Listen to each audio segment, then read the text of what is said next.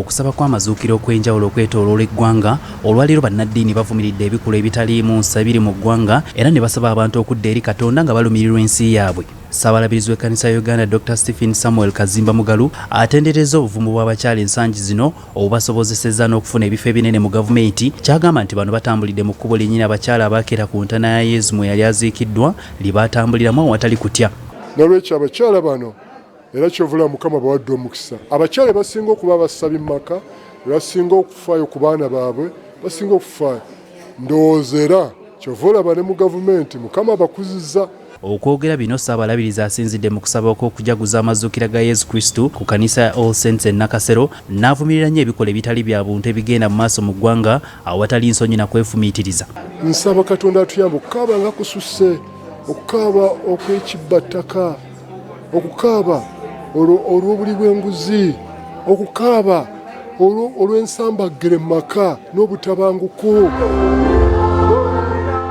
Ate ye omulabirizi w'emikono Right Reverend James William Ssebaggala asabye ababaka ba Paalamenti okukoma okuteeka amaanyi ku nsonga ezitagasa abantu ba bulijjo mu kaseera kano ng'eggwanga liri mu mbeera ey'obwavu ekiviiriddeko abantu naddala abali mu byalo okulemererwa okwetuusaako ebintu ebikozesebwa mu bulamu obwa bulijjo. Era n'omukisa gwa Katonda ayinza byonna. Ono asinzidde ku lutikko ya St. Philip's and Andrews Cathedral esangibwa mu kibuga ky'emikono n'agamba kya nnaku okulaba nga abakulembera eggwanga lino balemereddwe okuteeka essira ku nsonga eziruma omuntu wa bulijjo naddala ebbeeyi y'ebintu okulinnya wabula ate bo ne badda mu nsonga ezitalina makulu. Gavumenti etuyambe waakiri omuntu ebintu ebimuyamba mu bulamu obwa bulijjo bibeere nga bikkakkanako. Ssebaggala agamba bannabyabufuzi bangi mu ggwanga lino beeyagaliza bokka nga kino kiviiriddeko enguzi okweyongera ne kireka omuntu wa wansi ng'abonaabona era n'asaba bakozese amazuukira g'omwaka guno okwekuba mu mitima. Kwe kusaba kwange amazuukira g'olunaku lwaleero gabeere essanyu gye tuli nga tukyusa embeera zaffe. Yo mu busumba bw'empumu mu bulabirizi bw'emikono Ssaabadinkoni w'obudinkoni buno Venerable Canon Robert Mulinde asinzidde mu kusaba ku kanisa ya St. Thomas Empumu n'avumirira ku ttemu erijjudde mu nsi ng'abantu batemula bannaabwe awatali kwekomako. Abantu basala bannaabwe ng'abatta abantu eyonayo nsonga muleme kwebaka bwebasi tusabire ensonga eyo wabeerewo okuteesa n'okukkaanya. Mu kusaba kuno kwetabiddwamu neyaliko omubaka w'ekitundu kino mu Paalamenti ewedde Honorable Johnson Muyanja Ssennyonga ng'ono alabudde abantu okwerinda obubbi n'ettemu ebikudde ejjembe mu disitulikiti y'e Mukono. N'olwekyo obubbi bukyase buli omu kuuma ekintu kyo n'ekisolo kyo mu mbeera esinga. Ate ye omulabirizi wa Central Buganda kitaffe mu Katonda Michael Lubowa mu bubaka bwasabye abakkiriza okudda eri Katonda nga bamusoosoowaza mu bintu byonna bye bakola nga ne baba bafunye ebizibu badde eri mu maaso ga Katonda. Bino abyogedde bw'abadde mu kusaba ku kanisa ya St. John's Cathedral Kasaka mu Gomba. Mikwano gyange waliwo bye mwetisse mu mazuukira g'omwaka guno eyeeteeseteese okusindika malayika okuggyirawo enkonge y'ejjinja eryo ye Mukama. Omulabirizi Lubowa asabye abakyala okukulemberamu okusaba mu maka gaabwe nga Bamaliyamu bwe baasaba ku ntana ya Yesu ejjinja ne livaayo era wano wabasabidde okusabira abaami baabwe abaana baabwe bakule nga batya Katonda era nga balina ensa.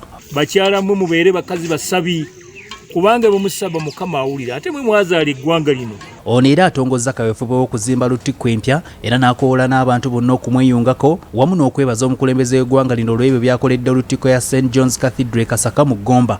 Era ne Ssaabasajja Kabaka ne Maama Naabagereka mbaagaliza amazuukira amalungi n'abantu ba Katonda mwenna mbaagaliza Easter ennungi. Ate mu kusaba kw'amazuukira e Luweero omulabirizi w'e Luweero mu kanisa ya Uganda Bishop Eridad Kironde Nsubuga avumiridde bya nsusso ettemu ly'ebijambi erisitudde enkundi kwe kusaba abavunaanyizibwa ku nsonga eno okukola ekisoboka okusobola okulirwanyisa. Ono awadde n'amagezi eri abakuumaddembe okuva mu kunaanya n'okwebaka naddala mu budde bw'ekiro wabula beeyambisa enkola y'okulawuna ebitundu mu kaweefube w'okulaba ng'emirembe gibukala. Ettemu ly'ebijambi erisitudde enkundi nga bwe kyali e Masaka empisa ey'okulawuna nungi ogyeyambise.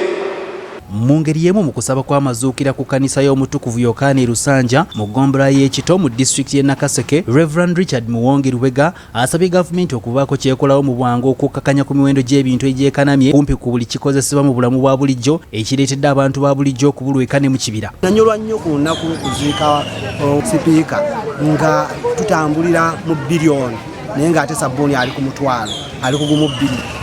Okusaba kuno kwetabiddwamu n'omubaka wa Nakaseke Central mu lukiiko lw'eggwanga olukulu Alan Mayanja Ssebunya era ono asinziddwa wano n'agumya abantu be na buli omu ayimiridde ku kirime ky'emmwanyi obutatya olw'ebyo ebiwulirwa kubanga ye n'ababaka banne tebajja kuganya oyo yenna ayagala okuzanyira ku mmwanyi. Ebyo ffe tugenda kubirwanyisa ng'ababaka era tugenda kusimba Nakakongo ensonga tugenda gisimbira kuli. Ye Ssaabadinkoni obudinkoni bwe Lugazi mu bulabirizi bw'Emukono David Balamazze asinzidde mu kusaba kw'amazuukira ga Yesu Kristo ku kanisa ya St. Peter mu kibuga Lugazi mu disitulikiti ey'Ebuyikwe ne yeekokkola olw'amateeka agamu agakolebwa gavumenti nga ganyigiriza abantu ba wansi. Isita weetukidde nga waliwo ebintu ebirabika ng'ebisiikibwa mpola mpola kubanga omuddugavu wa wano omulimu gwe mmwanyi kulima. Ono okwogera bino kidiridde ekikolwa ekyakoleddwa gavumenti ekyokukwasa musigansimbi omu okutunda ekirime ky'emmwanyi mu katale k'ensi yonna ng'agamba nti enkola eno egenda kuwavuwaza nnyo abantu ba bulijjo. Newankubadde olw'omwoyo kugamba nti akati emmwanyi omuyitale yabasuubula mwenna mugende eri omuyitale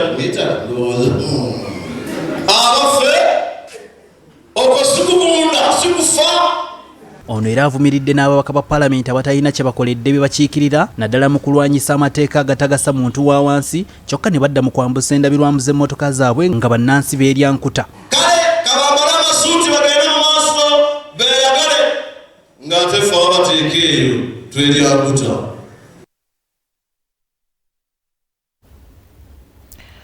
Ene BBS telefayina yaffe mwe bali nnyo okugoberera amawulire gaffe ageesikika. Katuwumulemu katono nnyo ngenda kukomawo n'ekitundu ekyokusatu.